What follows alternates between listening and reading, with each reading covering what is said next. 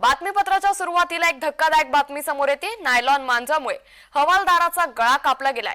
अतिरक्तस्राव झाल्यानं पोलीस हवालदार बेशुद्ध झाले। जखमी दीपक पारधे रुग्णालयात दाखल आहेत। सातारा भागातील ही घटना आहे। नोकरीवर जाणाऱ्या फौजदाराचा नायलॉन मांजानं गळा चिरला। अतिरक्तस्राव होऊन पोलीस फौजदार बेशुद्ध झाले। रक्तबंबाळ अवस्थेत नागरिकांनी त्यांना रुग्णालयात दाखल केलं। दीपक पारधे असं गंभीर जखमी झालेल्या फौजदाराचं नाव आहे। सातारा परिसरातून जात असताना ही घटना घडली आहे।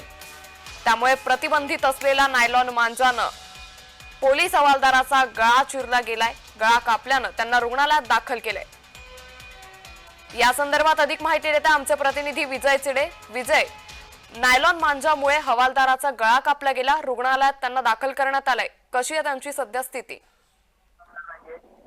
नक्कीच अंकिता, जर पाहिलं तर घरून जे आहे नोकरीवर जात असताना दुचाकीवरून त्या ठिकाणी एक पतंग जो आहे तो कटलेला होता आणि त्याचा नायलॉन मांजा जो आहे तो त्यांच्या गळ्याला लागला आहे। यामध्ये त्यांच्या गळ्याला जे आहे ते गंभीर दुखापत झाली। त्यानंतर ते अति रक्तस्राव होऊन ते बेशुद्ध देखील पडले, ते बाईकवरून खाली पडले आणि त्यानंतर त्या ठिकाणी उपचार असताना नागरिकांनी त्यांना तातडीने जे आहे तर शासकीय रुग्णालयामध्ये उपचारासाठी दाखल केलेले आहे। मात्र सध्या त्याची प्रकृती जी आहे ती सध्या गंभीर असल्याची बोलली जात आहे, कारण त्यांच्या नळ्याला जे आहे ते आता यामध्ये लागलेले असल्याने आता त्यांच्यावरती उपचार देखील आता रुग्णालयात चालू आहे। नक्कीच त्यांच्यावरती सध्या रुग्णालयात उपचार सुरू आहेत। धन्यवाद विजय, आपण दिलेल्या सविस्तर माहितीसाठी।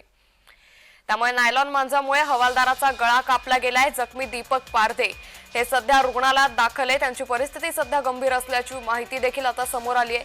सातारा भागातील ही धक्कादायक घटना आहे। त्यामुळे नायलॉन मांजामुळे हवालदाराचा हा गळा कापला गेलाय।